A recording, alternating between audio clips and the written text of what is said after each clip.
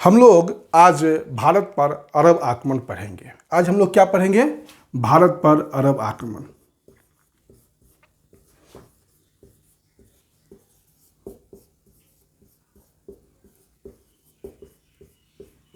कल हम लोगों ने इस्लाम का उदय बताया और आज हम लोग भारत पर अरब आक्रमण पढ़ेंगे। भारत का अर्थ यहाँ पर है सिंध। भारत का अर्थ क्या है? यहाँ पर सिंध है। देखिए, सिंध कहाँ है? पाकिस्तान में है। पाकिस्तान में आप सिंध जाइएगा तो आप देखिएगा सिंध का जो स्थिति है वह पाकिस्तान का पंजाब, पाकिस्तान का जो पंजाब है उसके दक्षिण में जाइएगा तो सिंध है। उसके दक्षिण में क्या है? सिंध है। और सिंध के पूरब में क्या है? भारत का गुजरात का बॉर्डर है और राजस्थान का बॉर्डर है।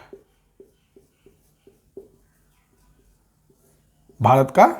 और ये जो है सिंधु नदी, ये जो है अरब सागर है। अरब सागर है। तो सिंध 1947 से पहले भारत का ही प्रांत था। देखिए, सिंध पर अरब जो आक्रमण हुआ है वह 712 एडी में हुआ है। कब हुआ है? 712 एडी में हुआ है। ये हरिश्चंद्र वर्मा कहते हैं, इतिहासकार हरिश्चंद्र वर्मा कहते हैं। लेकिन एक इतिहासकार हुए बीडी महाजन। एक इतिहासकार का नाम क्या है? बीडी महाजन। बीडी महाजन का कहना है कि नहीं, 711 एडी में ही सिंध पर अरब आक्रमण हुआ है। तो आप जो क्वेश्चन के अनुसार ही आंसर अपना चूज कर लीजिएगा। मैंने दोनों बता दिया आपको। मैंने आपको कल बताया था कि 632 एडी में मोहम्मद साहब की मृत्यु हो गई और 632 एडी में मोहम्मद साहब का जब मृत्यु हुआ तो पहले खलीफा बने अबू बकर। पहले खलीफा कौन बने? अबू बकर। अबू बकर के बाद बने उमर। अबू बकर के बाद कौन बने? उमर। उमर ने 636 एडी में सिंध को जीतने के लिए प्रयत्न किया, लेकिन वह उनकी सेना जो है वह आप कह सकते हैं कि जीत नहीं पाया। उमर के बाद उस्मान जो खलीफा हुए उन्होंने भी 647 एडी में सिंध को जीतने का प्रयत्न किया, खलीफा उस्मान ने भी, लेकिन वह भी सक्सेस नहीं हुआ। ये दोनों अभियान जब सफल नहीं हुआ तो इन लोगों को लगा कि हम लोग सिंध को समुद्री मार्ग से नहीं जीत सकते हैं, तो फिर उन्होंने स्थल मार्ग से जीतने का कोशिश किया और खैबर बोलन दर्रा से, खैबर बोलन दर्रा है, उस दर्रा से वह काबुल की ओर बढ़े। लेकिन काबुल की स्थानीय जनता ने जो है अरब आक्रमणकारी को पराजित करके भगा दिया। अरब आक्रमणकारी को पराजित करके भगा दिया।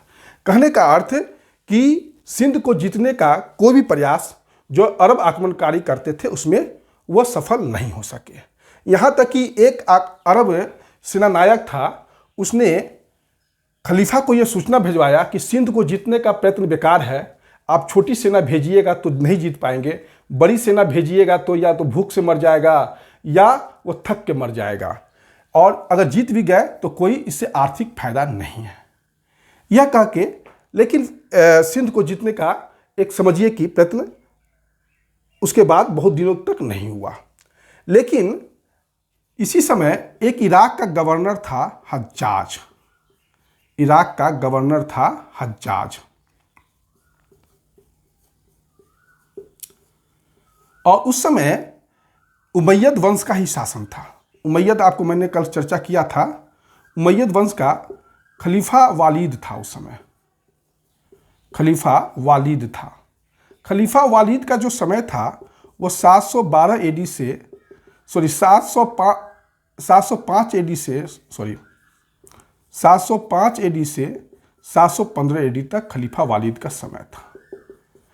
खलीफा वालिद के समय में जो है फिर से सिंध को जीतने का प्रयत्न किया गया और इराक का गवर्नर हज्जाज जो है उनका भतीजा है मोहम्मद बिन कासिम। मोहम्मद बिन कासिम जो 17 साल का था उसको सिंध विजय करने के लिए भेजा गया। देखिए, सिंध जीतने का कारण क्या था? तो तात्कालिक कारण ये था कि श्रीलंका से एक जहाज जो है वह कुछ मुसलमान औरतों को लेकर, उसमें श्रीलंका के राजा ने कुछ धनी जो आभूषण था उपहार स्वरूप हज्जाज को भेजा था, इराक के गवर्नर हज्जाज को भेजा था। लेकिन जब वो श्रीलंका से इराक जा रहा था तो रास्ता में मकरान देवल समुद्र तट है, देवल, सिंध में एक देवल बंदरगाह है, वहां पर उस जहाज को लूट लिया गया। जब उस जहाज को लूट लिया गया तो हज्जाज ने सिंध के स्थानीय शासक जो दाहिर था उस समय, उससे कहा कि आप जो है इस समुद्री लुटेरों पर नियंत्रण कीजिए और जो मेरा नुकसान हुआ है उसे आप वापस दिलवा दीजिए। लेकिन उस समय सिंध का जो शासक था दाहिर, वह हज्जाज की बातों पर ध्यान नहीं दिया। दाहिर कौन था यह मैं क्लियर कर देता हूं। यहां पर चचनामा एक किताब है, चचनामा क्या है? एक किताब है। इस किताब में के अनुसार यहां पर राय वंश का शासक था। इस समय राय सहसी द्वितीय सिंध के शासक थे। राय सहसी द्वितीय, उनका ब्राह्मण मंत्री था चच ने क्या किया? राय सहसी द्वितीय को गद्दी से हटाकर स्वयं राजगद्दी पर कब्जा कर दिया। और चच जो था ब्राह्मण था। चच क्या था? ब्राह्मण था और दाहिर उसी का बेटा था। दाहिर कौन था? उसका बेटा था। मेरे ख्याल से यहां तक समझने में आपको कोई दिक्कत नहीं हुआ होगा। देखिए, चचनामा जो है एक अरबी किताब है। चचनामा क्या है? एक अरबी किताब है और इसका फारसी भाषा में अनुवाद किया था अल-कूफी ने इसका फारसी भाषा में अनुवाद किया था। चचनामा अरबी किताब है, अरबी भाषा में, लेकिन इसका जो लेखक कौन है अज्ञात है। लेकिन फारसी भाषा में जो इसका अनुवाद किया अल-कूफी ने, ये हम लोगों को पता है। सिंध विजय का जो जानकारी मिलता है एक चचनामा से मिलता है और एक बिलादुरी की पुस्तक है बलदान उल फुतुवा। दो किताब है जिससे हमें सिंध विजय का जानकारी मिलता है अरबों का। एक किताब है चचनामा और दूसरा किताब है बिलादुरी की बलदान उल फुतुवा। चचनामा अरबी भाषा में लिखा गया है और इसे फारसी भाषा में अनुवाद अल-कूफी ने किया है। तो चचनामा से हमें सूचना मिलता है कि वहां पर दाहिर का शासक था। लेकिन सबसे बड़ा बात था कि यह तो एक बहाना मात्र था। जो हज्जाज इराक का गवर्नर था, जहाज जो लूटने का मकरान तट पर या देवल के बंदरगाह पर, यह एक बहाना मात्र था। असली बात यह था कि इस्लाम धर्म का प्रचार, क्योंकि भारत में मूर्ति पूजा होता था और इस्लाम में मूर्ति पूजा निषेध है। दूसरी बात है कि भारत में धन बहुत है और जो अरब आक्रमणकारी हैं, जो मुसलमान हैं, उन्हें धन के रूप में प्रभुत मात्रा मिलेगा अगर वह यहाँ जीतते हैं। यही कारण से अरब आक्रमण का वास्तविक कारण यही था। अरब आक्रमणकारी मोहम्मद बिन कासिम 17 साल का था और 6000 सेना लेकर वह भारत की ओर आया और सबसे पहले उसने देवल को जीत लिया।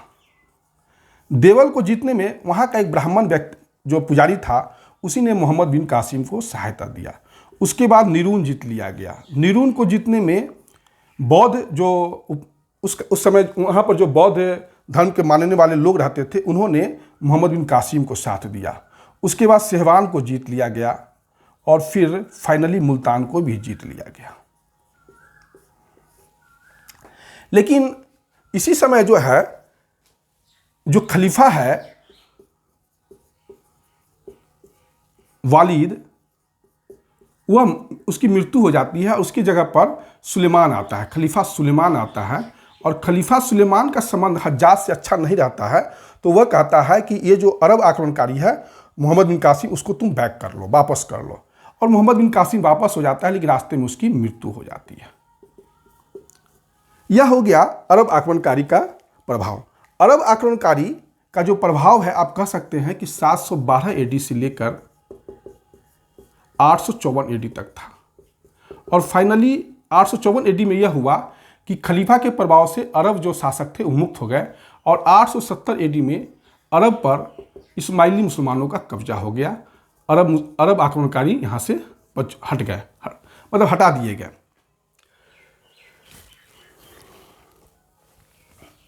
मैंने पहले ही बता दिया था कि 711 AD में पहला जो आक्रमण हुआ है वह सिंध पर, वह BD महाजन का कहना है। 712 AD में हरिश्चंद्र वर्मा का कहना है। देखिए, सिंध पर जो आक्रमण आया मोहम्मद बिन कासिम का, उसके पहले 711 AD में ही 2 बार आक्रमण हो चुका था। एक पहला बार आया था उबदैल्ला और दूसरा आक्रमणकारी आए थे बुंदेल, और तीसरा जो आक्रमणकारी होंगे वो होंगे मोहम्मद बिन कासिम। अगर आपसे पूछ लिया जाए कि पहला अभियान कौन किया था, तो उबदैल्ला ने किया था सिंध पर 711 AD में, और दूसरा अभियान भी 711 AD में बुंदेला ने ही किया था, और तीसरा अभियान जो है वो मोहम्मद बिन कासिम ने किया था 712 AD में। मेरे ख्याल से यहाँ तक आपको समझने में कोई दिक्कत नहीं हो रहा होगा। 20 जून 712 AD में रावर का युद्ध हुआ, और इस रावर के युद्ध में जो है दाहिर जो है मारा गया। दाहिर क्या हुआ? मारा गया। और दाहिर की जो राजधानी थी आलोर पर कब्जा किसका हो गया? मोहम्मद बिन कासिम का हो गया। इस प्रकार सिंध पर अरब का कब्जा हो गया। मेरे ख्याल से यह सब समझने में कोई दिक्कत नहीं हो रहा है। देखिए, सिंध पर अरब आक्रमणकारी का राजनीतिक प्रभाव उतना नहीं है, उससे ज़्यादा सांस्कृतिक प्रभाव है। चूंकि यह टॉपिक मुख्य परीक्षा का है, हम लोग इसको प्रारंभिक परीक्षा के दृष्टिकोण से ही पढ़ेंगे, ज़्यादा डेप्थ में हम लोग नहीं जाएंगे। बहुत इतिहासकारों का कहना है कि सिंध पर अरब आक्रमण का प्रभाव, राजनीतिक प्रभाव वैसा ही था जैसा ईरानी आक्रमण का प्रभाव था या यूनानी आक्रमण का प्रभाव था। लेकिन जो सबसे इंपॉर्टेंट चीज़ है, यह देखने को मिलता है कि सिंध से अरबों को आगे बढ़ने नहीं दिया भारतीय राजाओं ने। जैसे कश्मीर का कारकोट वंश, यहाँ के राजाओं ने अरब को आगे नहीं बढ़ने दिया सिंध से। दूसरा गुर्जर प्रतिहार वंश, और तीसरा गुजरात का चालुक राजा। चालुक राजा ने तो इतना तक कि गवर्नर जुनैद, सिंध का गवर्नर था जुनैद, उसको मार ही डाला। मतलब इतना चालुक शासक प्रभावित थे और सिंध को मुख्य भूमि में आगे नहीं बढ़ने दिए। लेकिन इसका कुछ प्रभाव है। सिंध हम बहुत शॉर्ट में जाएंगे क्योंकि मुख्य परीक्षा के लिए दृष्टिकोण से हम लोग नहीं पढ़ रहे हैं, हम लोग इसको प्रारंभिक परीक्षा के दृष्टिकोण से पढ़ रहे हैं। सबसे बड़ा चीज़ कि अल मंसूरा शहर बसाया गया। अल मंसूरा का अर्थ हुआ कराची शहर। मोहम्मद बिन कासिम ने अल मंसूरा शहर बसाया। एक हुआ महफूजा शहर।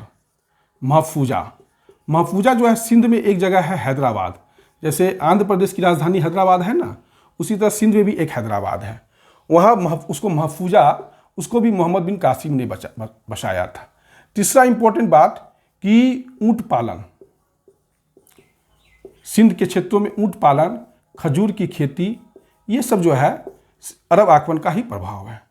दूसरा चीज़ ये कि बहुत सारे भारतीय ग्रंथों का अनुवाद अरबी भाषा में हुआ, जैसे कि ब्रह्म सिद्धांत, सूर्य सिद्धांत, खंडन खाद्य, ये सब जो है किताबों का अल फाजरी ने अरबी भाषा में अनुवाद किया।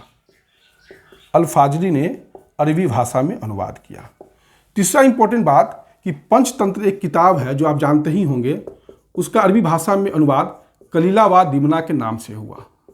पंचतंत्र का अरबी भाषा में अनुवाद कलीला व दिमना के नाम से हुआ। दूसरा इंपॉर्टेंट बात कि कुरान को सिंधी भाषा में लिखा गया 877 AD में। ये सब जो है कुछ इंपॉर्टेंट सिंध पर अरब आक्रमण का प्रभाव हुआ। इस्लाम में भी जो है अब कह सकते हैं कि उदार रूप आया और सिंध में जो है सूफी धर्म पर काफ़ी जो है सूफी धर्म इस्लाम की ही एक उपसंप्रदाय है जिस पर आप कह सकते हैं कि बौद्ध धर्म का प्रभाव है। इस्लाम धर्म का भी प्रभाव आप भारतीय भक्ति आंदोलन पर पढ़ा, और भक्ति आंदोलन में जो एकेश्वरवाद है वह कहीं ना कहीं इस्लाम से ही आया। दक्षिण भारत में जो भक्ति आंदोलन था उसमें एकेश्वरवाद का जो गुंज है वह इस्लाम का ही देन है। इस तरीके से हम जो है भारत पर अरब आक्रमण का जो प्रभाव है वह हम बता दिए। देखिए, यह टॉपिक जो है मुख्य परीक्षा का एक टॉपिक है और यहाँ पर हमें प्रारंभिक परीक्षा के दृष्टिकोण से ही पढ़ना है। हाँ, एक चीज़ और, अरबों ने एक सिक्का चलाया, उसका नाम है दिरहम। अरबों ने एक सिक्का चलाया, उसका नाम है दिरहम। मोहम्मद बिन कासिम ने सिंध की जनता से पहली बार जजिया कर वसूला। जजिया कर वसूला। देखिए, जजिया कर गैर मुसलमानों से लिया जाता था, इसको सच समझ लीजिएगा। जजिया कर क्या था? गैर मुसलमान से लिया जा सकता था। इस्लाम धर्म में यह नियम है कि हर वयस्क पुरुष को सैनिक सेवा देना पड़ेगा, लेकिन भारत में जो वयस्क पुरुष के सैनिक सेवा नहीं देते थे तो उनसे जजिया कर वसूला गया, और वैसे प्रजा को जिम्मी कहा गया। जिम्मी का अर्थ हो गया संरक्षित प्रजा। जिम्मी का अर्थ क्या हो गया? संरक्षित प्रजा। तो ये जो भी जिम्मी थे वो जजिया देके के सैनिक सेवा से मुक्त होते थे, लेकिन इससे जो है यह सिर्फ वयस्क को देना पड़ता था। बच्चे नहीं देते थे, अपंग नहीं देते थे, महिलाएं नहीं देती थी, ब्राह्मण नहीं देते थे, मानसिक रूप से जो विकलांग है ये सब नहीं देते थे। सिर्फ वयस्क पुरुष जो सैनिक सेवा देने में सक्षम थे लेकिन नहीं देते थे, उनसे जजिया कर वसूला जाता था, क्योंकि इस्लाम में सैनिक सेवा अनिवार्य है। यही है आपका मोहम्मद इस आक्रमण का, भारत पर अरब आक्रमण का के बारे में जानकारी। आपका जो प्रारंभिक परीक्षा के दृष्टिकोण से है प्रश्न यहीं से आ जाएगा। इसी के साथ जो है आज का लेक्चर समाप्त होता है। नेक्स्ट वीडियो में हम लोग भारत पर तुर्की आक्रमण के बारे में, भारत पर गजनवी आक्रमण के बारे में पढ़ेंगे। धन्यवाद।